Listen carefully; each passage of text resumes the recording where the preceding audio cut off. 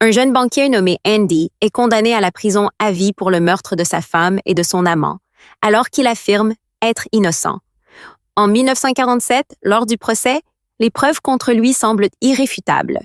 Quelque temps plus tôt, Andy avait découvert l'infidélité de sa femme et l'avait suivie jusqu'à la maison de son amant. Ivre, blessé et armé d'un revolver, il pense un instant à les tuer, mais finit par abandonner son idée et jette l'arme dans une rivière. Malgré cela, il est envoyé à Shawshank State Penitentiary. Dans cette prison violente, Andy réussit peu à peu à organiser sa vie et à gagner le respect des autres détenus. Mais certains prisonniers et gardiens veulent briser cette tranquillité.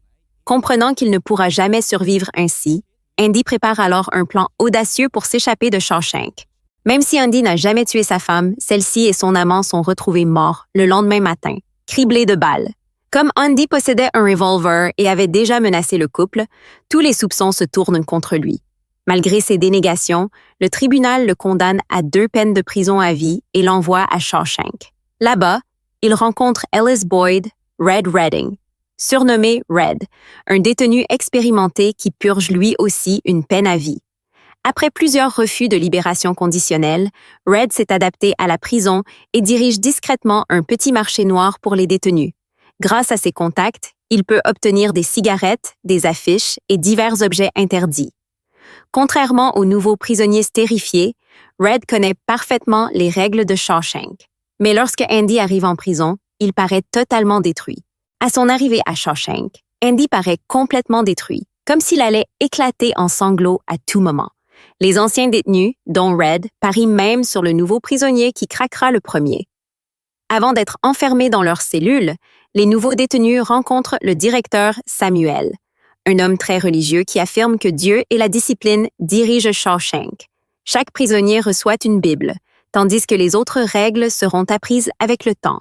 Ils font ensuite connaissance avec le capitaine Byron, le chef des gardiens, réputé pour sa violence extrême. Le moindre écart peut provoquer une terrible punition. Dès la première nuit, un nouveau détenu paniqué se met à pleurer après l'extinction des lumières. Les autres prisonniers se moquent de lui, mais Byron arrive furieux et le frappe sauvagement avant de le laisser étendu au sol.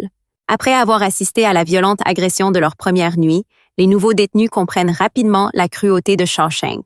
Le lendemain matin, les prisonniers sont comptés avant de recevoir un petit déjeuner infect. En mangeant, Andy découvre un verre dans son assiette. Alors qu'il s'apprête à le jeter, le vieux bibliothécaire Brooks Hatlin le récupère pour nourrir son corbeau apprivoisé. Dans le réfectoire, Andy remarque rapidement l'ambiance froide et agressive entre les détenus. Lorsqu'il pose une simple question à Haywood, celui-ci le rabroue brutalement. Andy comprend alors qu'il vaut mieux rester discret. Plus tard, sous les douches, il attire l'attention de Boggs Diamond, chef d'un gang violent qui s'en prend aux prisonniers plus faibles.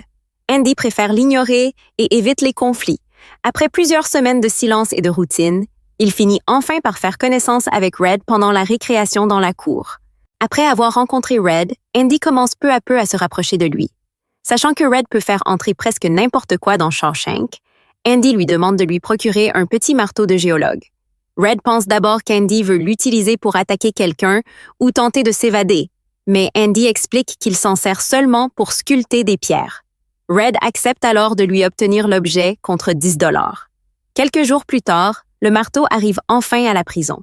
En voyant sa taille minuscule, Red plaisante en disant qu'il faudrait toute une vie pour s'évader avec ça.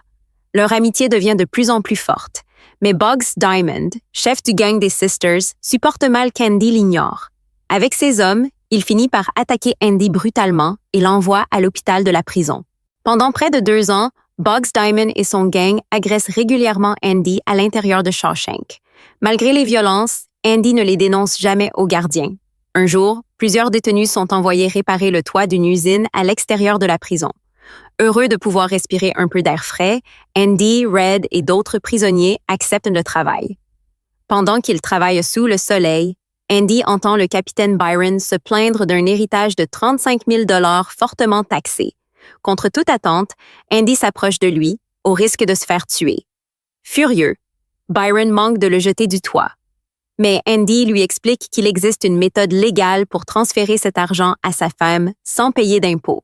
À cet instant, Byron comprend qu'Andy pourrait lui être très utile, Byron Hadley apprécie finalement la proposition d'Andy, mais toutes les démarches juridiques coûteraient normalement très cher. Andy lui propose alors de préparer gratuitement les documents grâce à son expérience bancaire. En échange, il demande seulement quelques bières pour ses compagnons détenus. Hadley accepte et peu après, les prisonniers se partagent des bières sur le toit après leur journée de travail. Pendant un court instant, ils ont presque l'impression d'être libres. Même Haywood commence à respecter Andy après cet événement. Avec le temps, l'amitié entre Andy et Red devient plus forte. Passionné d'échecs, Andy utilise son petit marteau pour sculpter des pièces dans des pierres ramassées dans la cour.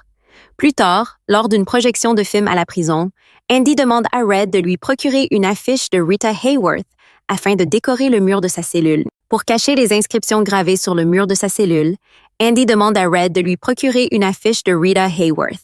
Mais peu après une projection de film, Boggs Diamond et son gang attaquent encore Andy. Cette fois, Andy tente de se défendre, mais il est battu presque à mort et passe près d'1 mois à l'hôpital de la prison. Boggs est ensuite envoyé au cachot avant d'être violemment puni par Captain Byron Hadley lui-même.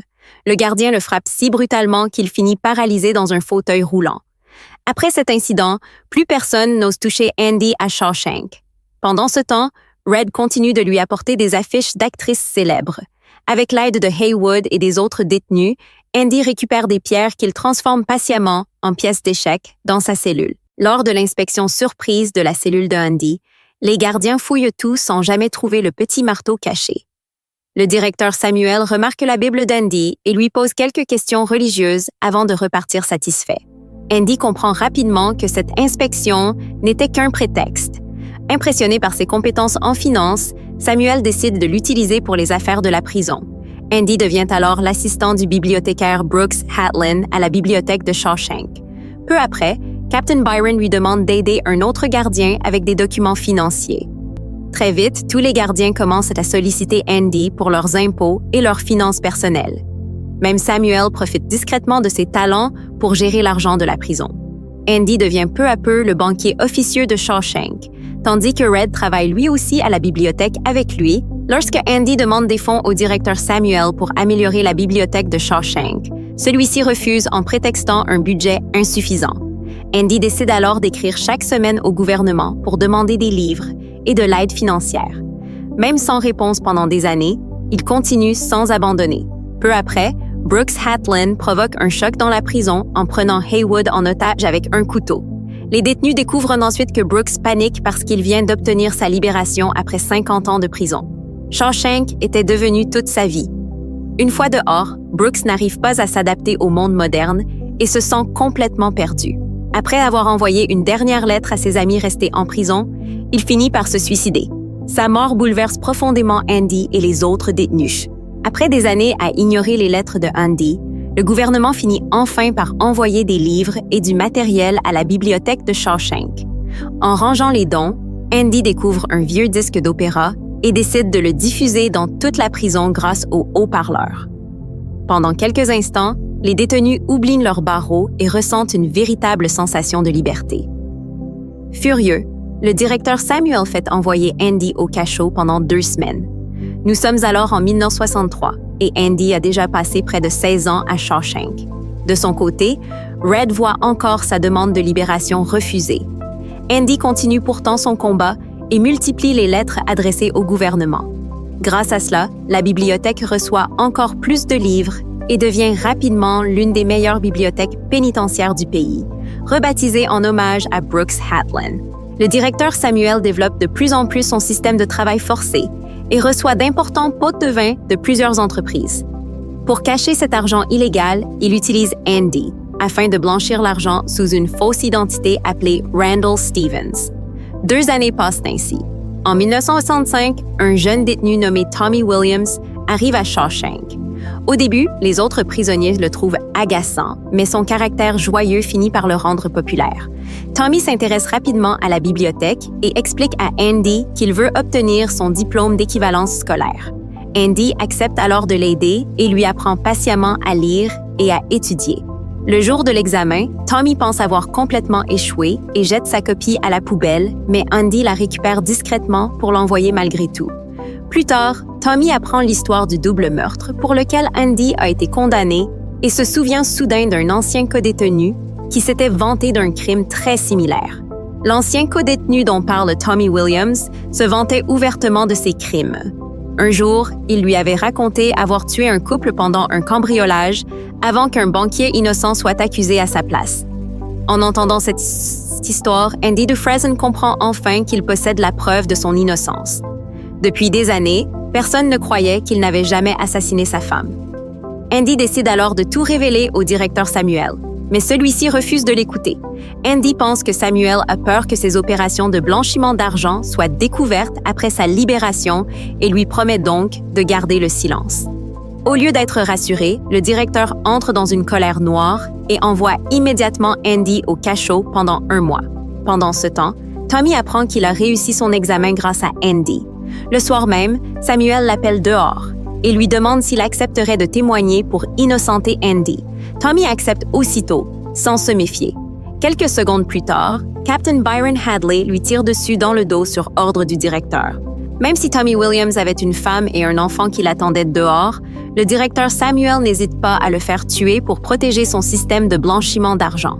Plus tard, Samuel rend visite à Andy Dufresne au cachot et prétend froidement que Tommy est mort en tentant de s'évader. Andy comprend immédiatement la vérité. Le directeur le menace ensuite de supprimer toute protection des gardiens et de détruire entièrement la bibliothèque s'il refuse de continuer à gérer les finances illégales de la prison. Après cela, Andy reste encore 1 mois en isolement. Une fois libéré, il confie à Red qu'il se sent malgré tout responsable de la mort de sa femme.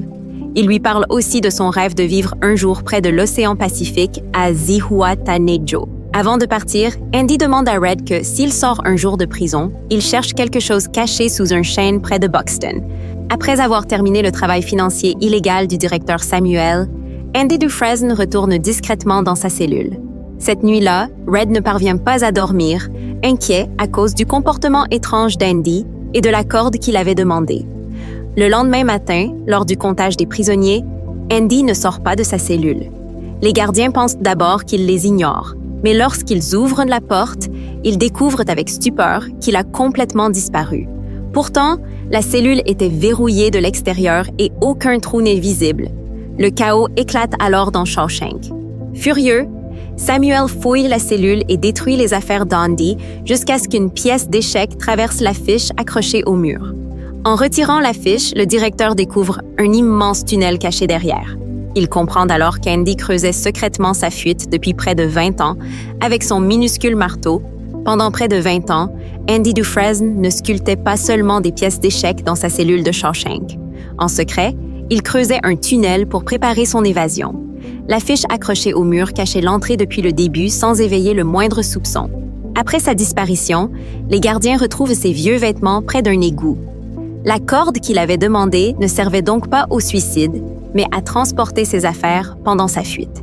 Profitant d'une nuit d'orage, Andy utilise le bruit du tonnerre pour masquer les coups qu'il porte contre un énorme tuyau d'évacuation. Une fois le conduit brisé, il traverse des centaines de mètres d'eau usée dans un passage étroit et infect. Malgré cette épreuve cauchemardesque, Andy parvient enfin à sortir vivant de l'autre côté. Sous la pluie, il lève les bras vers le ciel en savourant sa liberté retrouvée. Le lendemain matin, il révèle que Randall Stevens, le faux nom utilisé pour blanchir l'argent du directeur, était en réalité lui-même. Grâce à la fausse identité qu'il avait créée depuis des années, Andy Dufresne retire plus de 370 000 $ liés au système de blanchiment d'argent du directeur Samuel Norton. Le lendemain matin, Norton découvre dans sa boîte à chaussures les vieilles chaussures usées d'Andy. Pendant la nuit de son évasion, Andy avait discrètement échangé ses chaussures avec celles du directeur sans que personne ne remarque quoi que ce soit. Après être sorti de la banque, Andy envoie aux journaux toutes les preuves des crimes de Norton, y compris le blanchiment d'argent et le meurtre de Tommy Williams. Dès le lendemain, le scandale éclate dans tout le pays. La police débarque alors à Shawshank et arrête Byron Hadley ainsi que plusieurs gardiens corrompus. En ouvrant le coffre de son bureau, Norton découvre que tous les documents ont disparu. Il réalise enfin que Andy cachait le petit marteau à l'intérieur de sa Bible depuis le début. Lorsque la police arrive pour arrêter le directeur Samuel Norton pour corruption et meurtre, celui-ci comprend qu'il n'a plus aucune issue. Refusant d'être capturé, il se suicide juste avant que les policiers n'entrent dans son bureau. Après l'évasion de Andy de Shawshank, Red ressent énormément son absence. Quelques semaines plus tard, il reçoit une carte postale qui lui confirme que Andy a atteint son rêve de vivre à Zihuatanejo. Peu après, Red passe une nouvelle fois devant la Commission de libération conditionnelle. Contrairement aux fois précédentes, il parle enfin avec sincérité et reconnaît les regrets qu'il porte depuis des années. Cette honnêteté finit par convaincre la commission de le libérer après près de 40 ans de prison. Une fois dehors, Red découvre un monde devenu étranger et commence à travailler dans le même magasin que Brooks Hatlin autrefois. Avant de quitter la prison, Red avait promis à Andy qu'il irait un jour sous le chêne près de Buxton. Une fois libre, Red suit finalement les indications d'Andy et découvre une petite boîte cachée sous les pierres.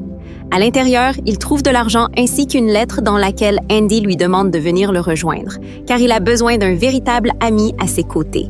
Red décide alors de quitter les États-Unis malgré les règles de sa libération conditionnelle et part pour Zihuatanejo. En arrivant sur la plage, il retrouve enfin Andy après de longues années de séparation. Les deux amis se réunissent au bord de l'océan Pacifique et commencent une nouvelle vie loin du passé.